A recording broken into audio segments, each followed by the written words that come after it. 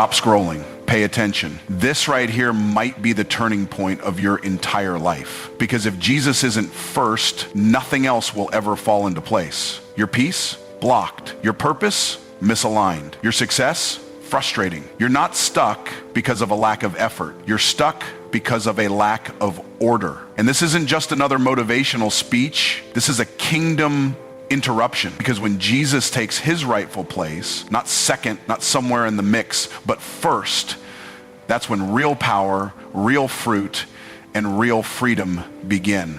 Welcome to Myron Golden. Track the channel where we preach truth that transforms.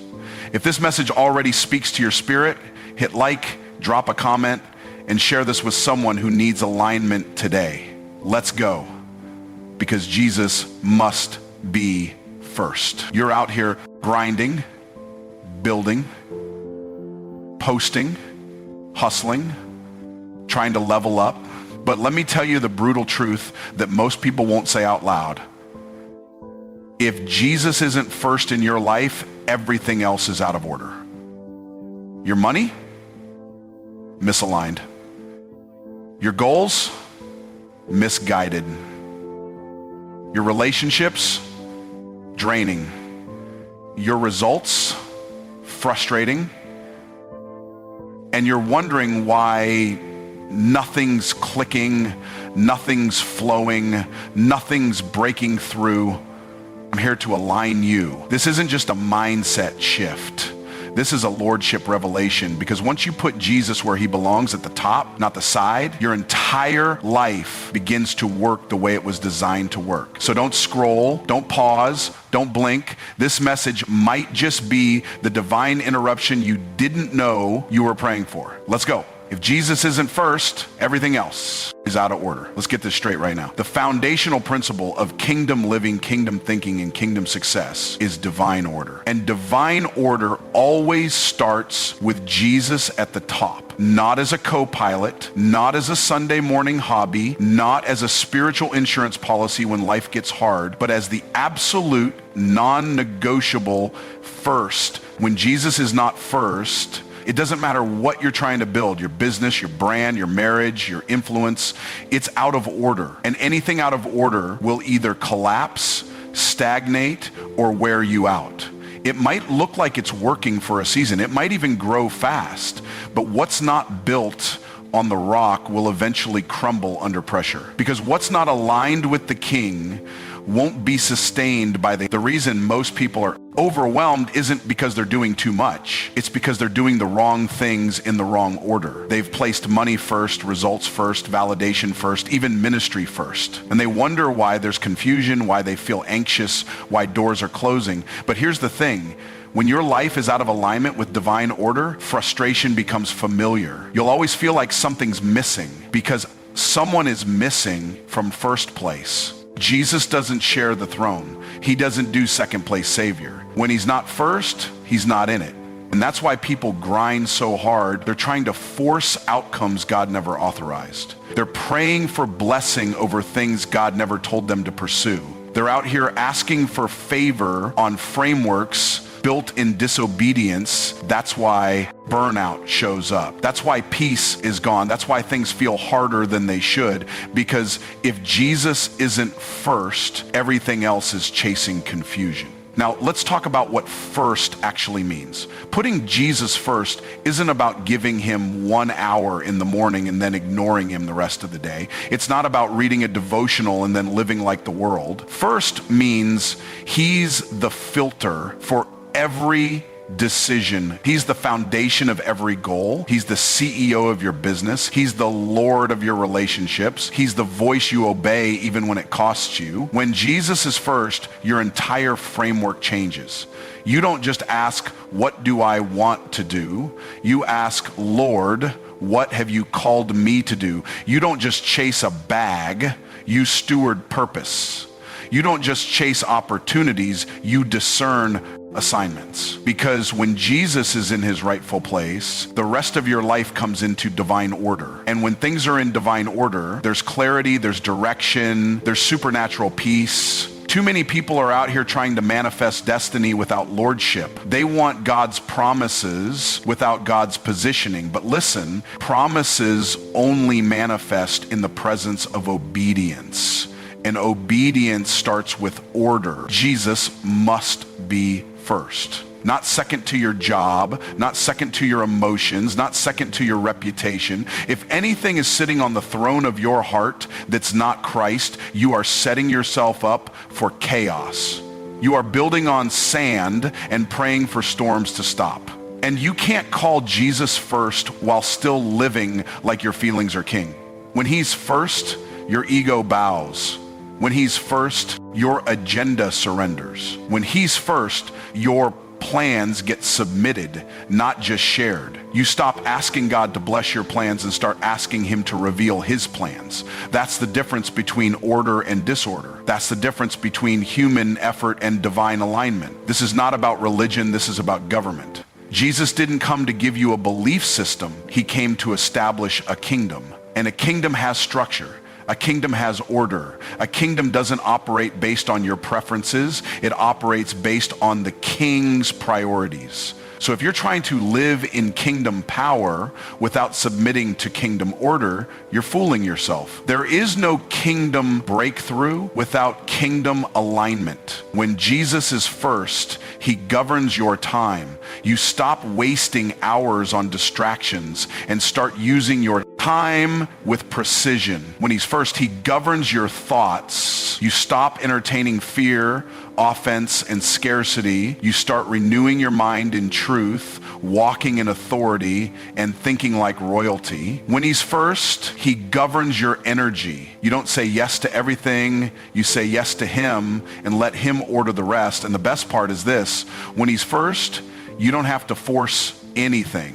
You don't have to chase. You don't have to manipulate. You don't have to stress. Because when Jesus is first, grace shows up. Provision follows purpose. Open doors meet prepared hearts. And blessings begin to overtake you, not because you earned them, but because you were positioned for them. So stop trying to figure out why things feel off. Stop blaming the enemy for everything.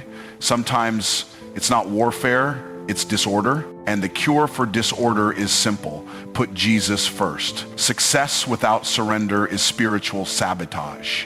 There's a dangerous lie floating around, especially in the world of business and self-development. It says you can succeed on your own terms. You can grind your way to greatness. You can build your brand, get the bag, and create your dream life, and still have God somewhere in the mix. But that's not kingdom. That's hustle culture wrapped in spiritual language. In the kingdom, success without surrender is not success. It's sabotage. It's self-destruction disguised as progress. You can have 7 figures in the bank and still be bankrupt in your soul.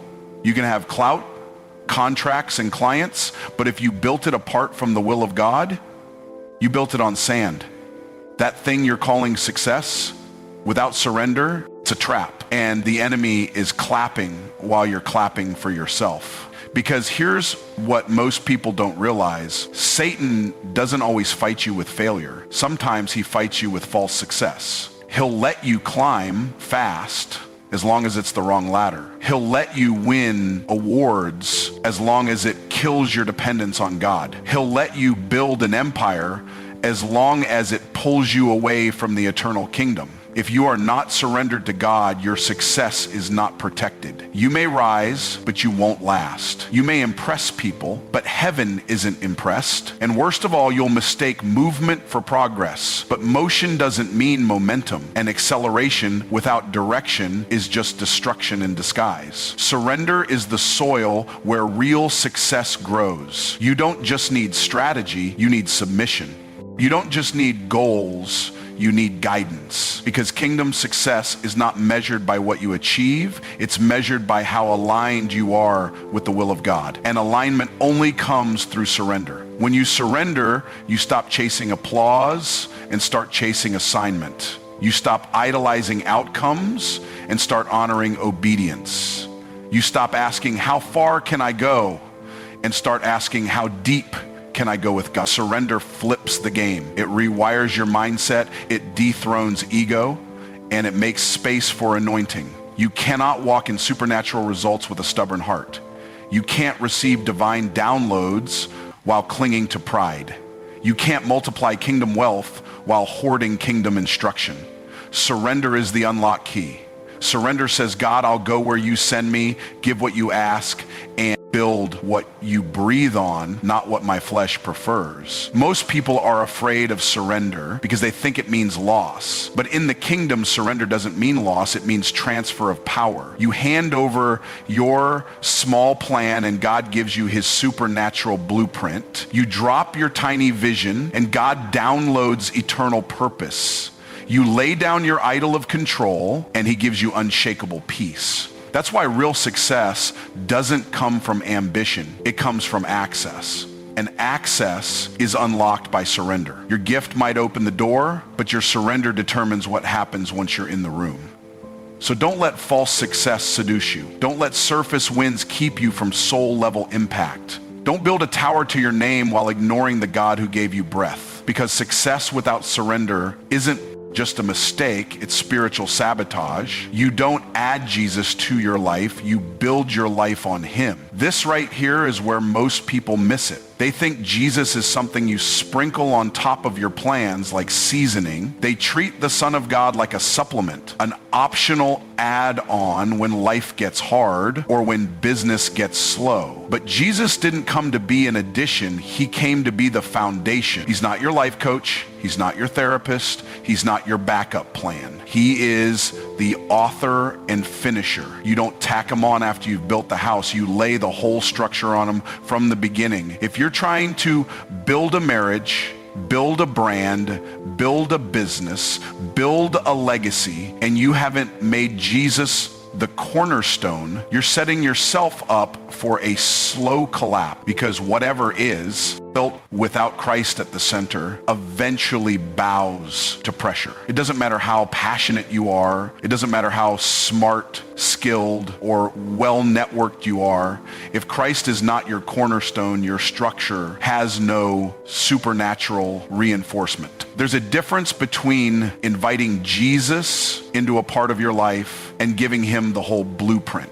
Some people want him in their church life, but not their finance. They want him in their relationships, but not in their habits. They want him in their morning devotionals, but not in their business meetings. But he doesn't operate like that. He doesn't come into the room unless he's Lord of the house. He doesn't partner with partial access. Jesus is not a sidekick in your journey. He is the way. That means your career should be built on him. Your parenting should be built on him. Your daily routine, your values, your conversations, your calendar, it should all be constructed on the framework of his word. Because when your entire life is built on Christ, storms don't shake you. Setbacks don't destroy you. Delays don't discourage you. You've got a different kind of strength, a kingdom kind of durability, because your roots go deep in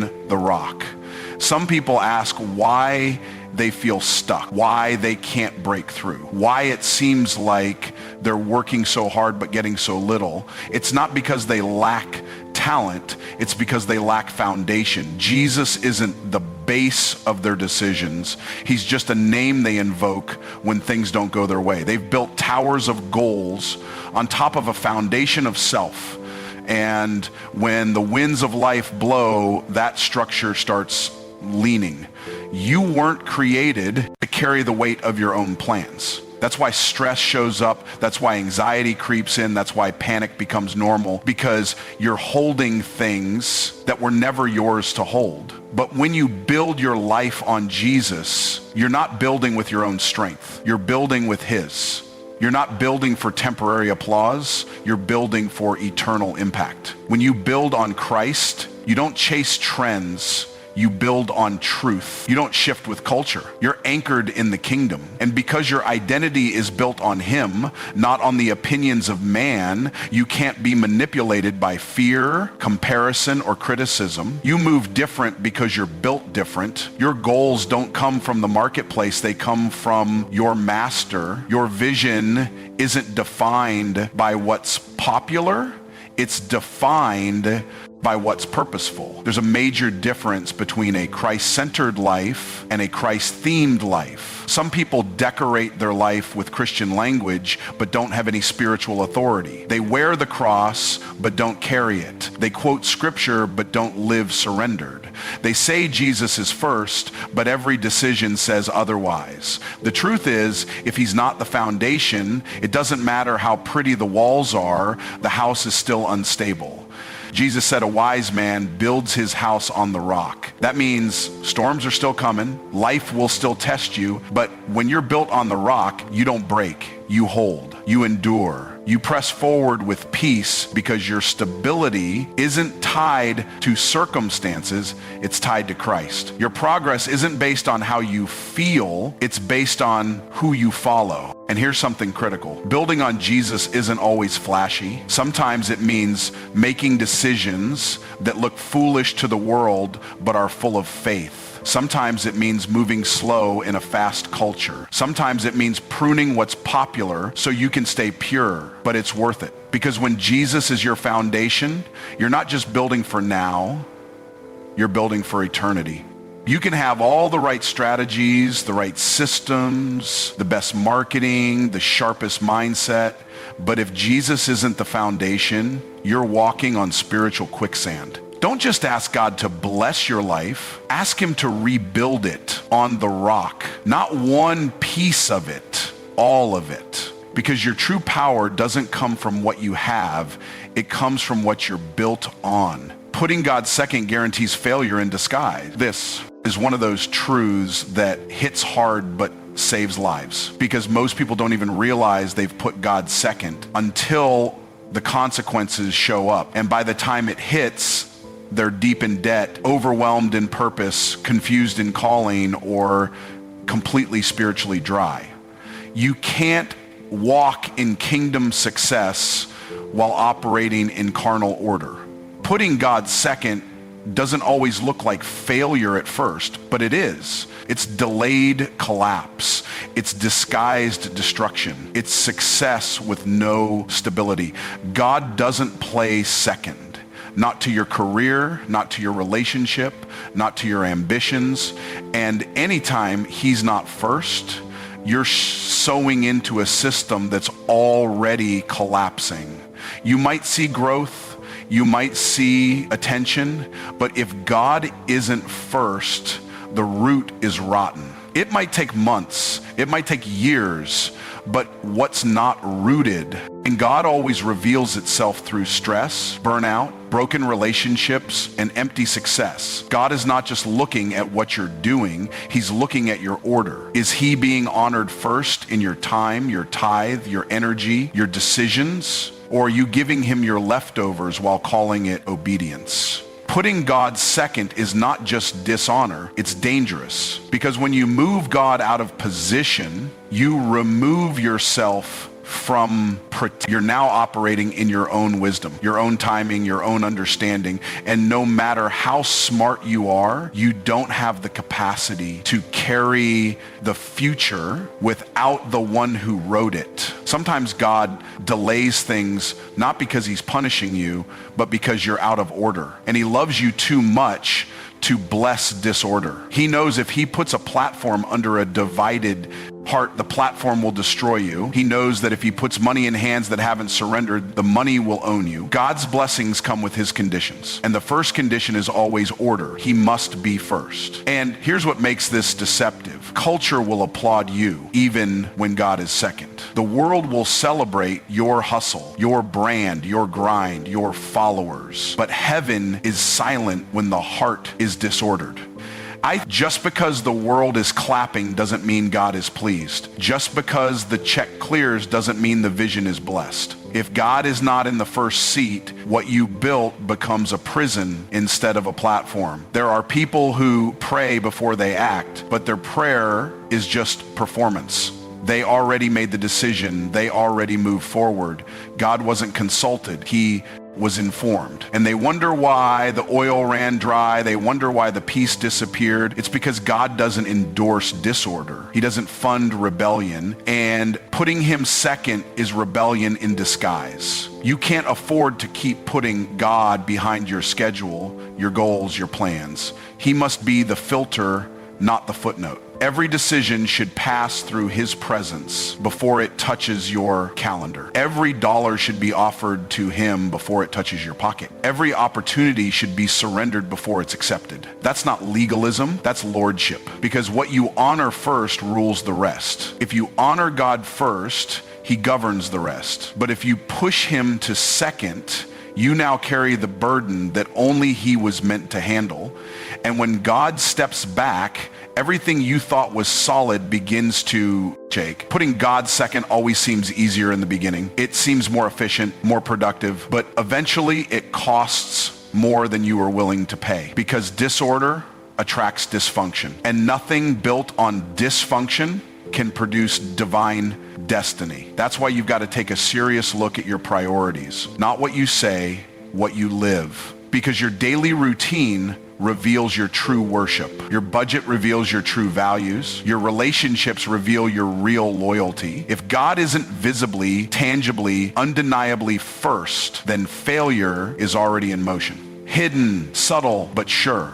You can't walk in favor while living out of alignment. Too many people are praying for blessings while walking in rebellion.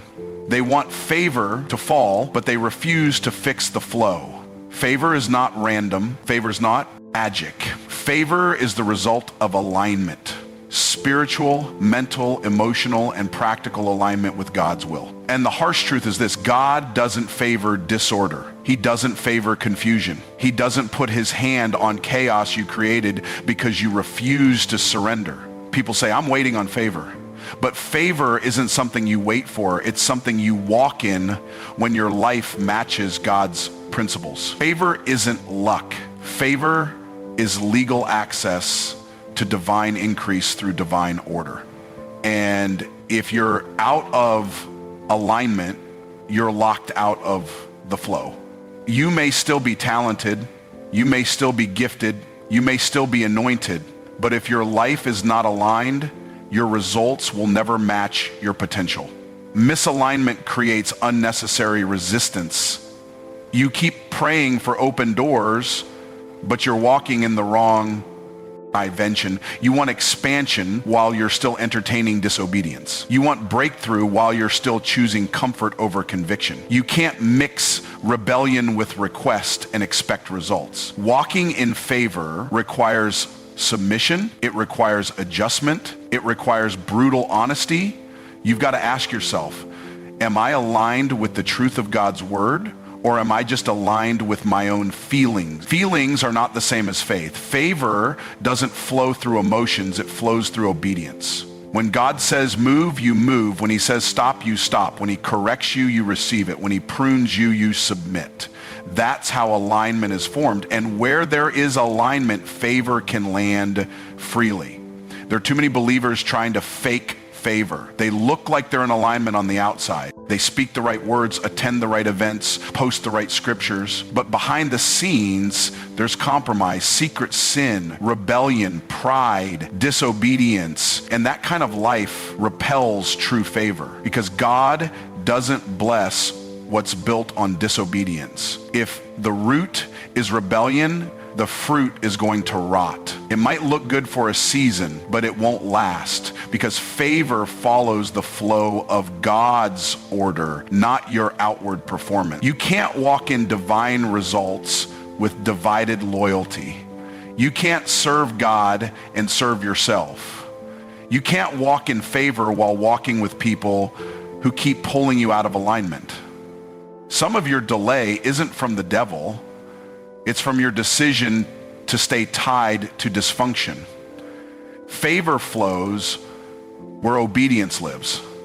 And if your circle, your habits, your business, your values, or your mindset is out of alignment with the voice of God, favor will feel far. Alignment is not perfection, it's positioning. It means you're constantly adjusting, repenting, refining, and staying close to the source. It means you don't make decisions out of desperation, but out of discernment. It means you consult God before the contract. You seek wisdom before your own ambition. And when you live like that, consistently aligned, favor isn't something you have to chase. It finds you, it overtakes you, it rests on you, because now you're positioned to receive without blockage, resistance, or confusion. And don't be fooled, favor is more than finances. Favor is open doors that no man can shut. Favor is peace in the middle of the storm. Favor is supernatural protection when the enemy plots against you. Favor is divine timing, acceleration, and opportunities that you couldn't manufacture with a million marketing strategies, but all of that requires alignment. You have to move with God, not just talk about him. You have to surrender your timeline, your preferences, your control, and sync. So when life feels stuck, when things aren't breaking through, when you feel like you're grinding but not growing, the question isn't, where is God? The question is, where am I? Am I aligned with his will? Am I following his instruction? Am I ignoring correction? Because favor doesn't skip over disorder. It settles where alignment is established. The order of your priorities reveals the truth of your worship. You can say you love God, you can post scriptures, you can lead Bible studies, but your priorities will always reveal the truth, not your language. Worship isn't just about singing, lifting hands, or attending church.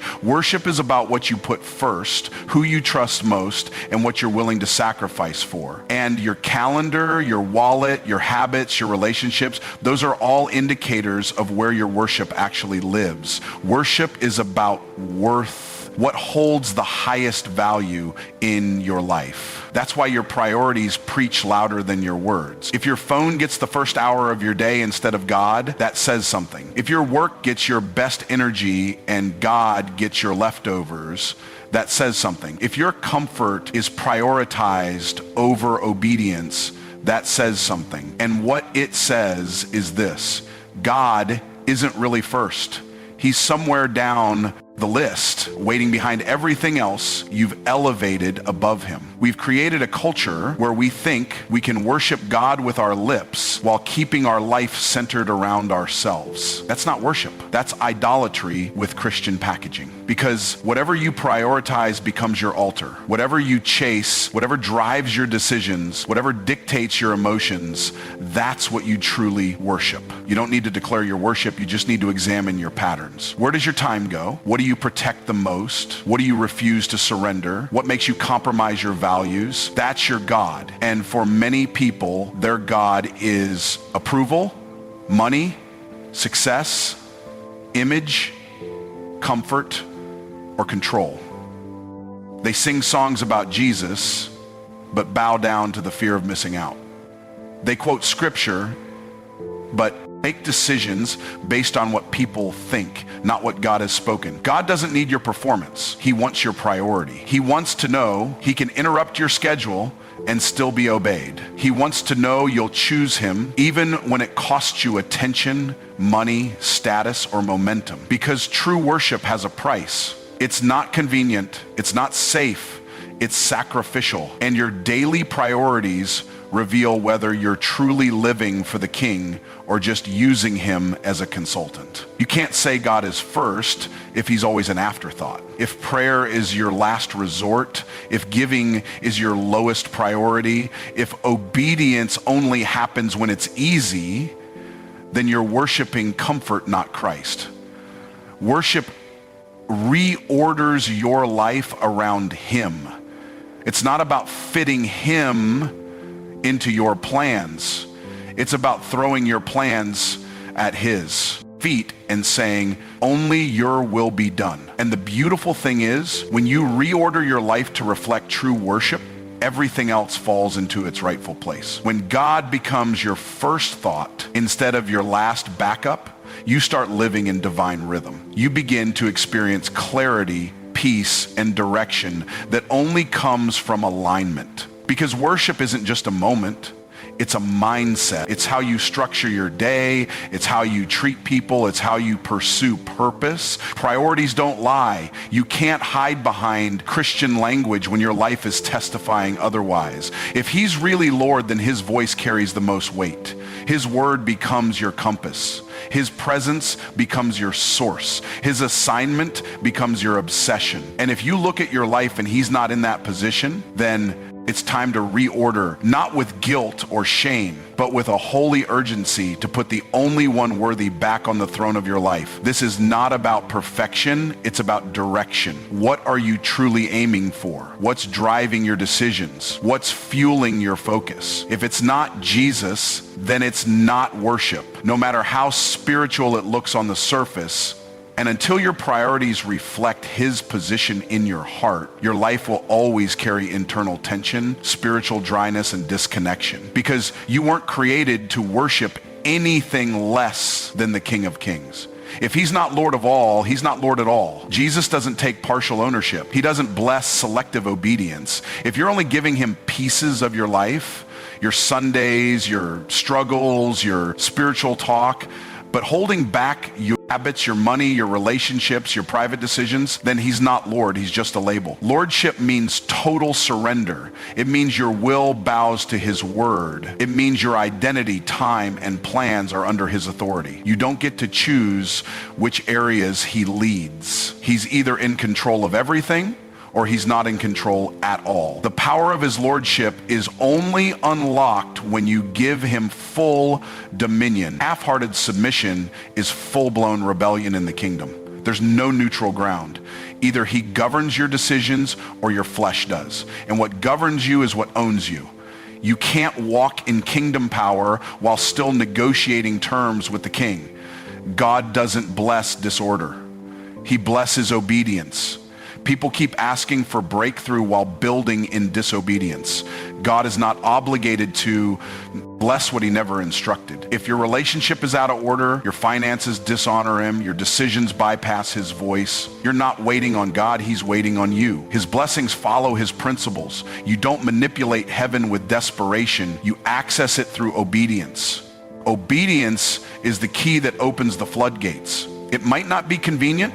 It might cost you your comfort, but God honors structure, and divine order attracts divine favor. Blessings aren't random, they're the fruit of submission. When your life aligns with his will, his provision flows without friction. You don't need to hustle for what obedience makes automatic. You don't need to plead for what alignment unlocks.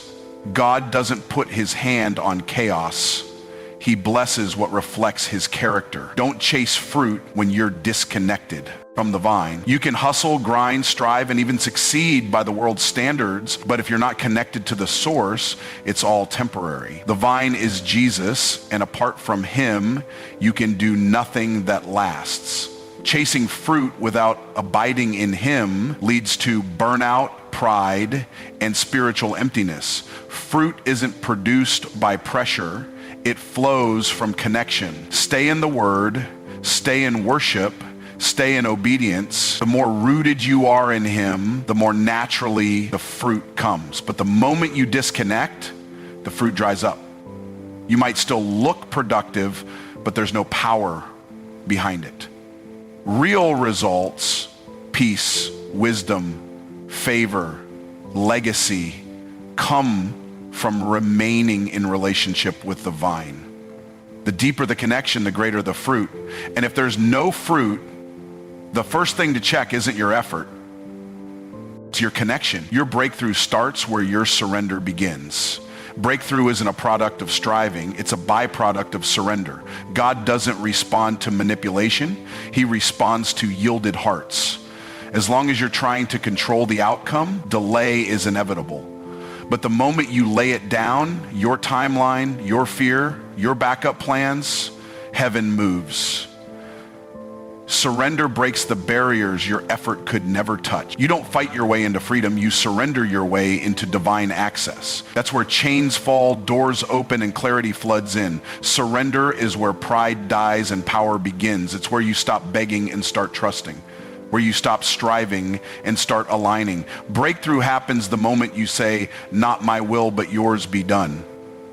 It's not weakness, it's wisdom. Because what you release to God, he multiplies. What you surrender, he sanctifies. Listen, this wasn't just a talk. This was a total reordering of your spiritual blueprint. Every single keynote was a key to unlock divine alignment in your life. You learned that Jesus doesn't want to be part of your life. He wants to be the foundation of your life. You saw that selective obedience is still disobedient. You understood that favor doesn't fall where order is missing. You discovered that what you prioritize is what you truly worship, that you can't chase results and ignore the vine that produces real fruit. And finally, you were reminded that your breakthrough doesn't come from doing more, it comes from surrendering deeper. This is where it changes. This is where the pretending stops and the power begins. Jesus is not your assistant. He's not your side hustle. He is the king, and the throne of your life has only one seat. So here's your challenge. Realign, refocus, rebuild. Put Jesus in his rightful place first, not last.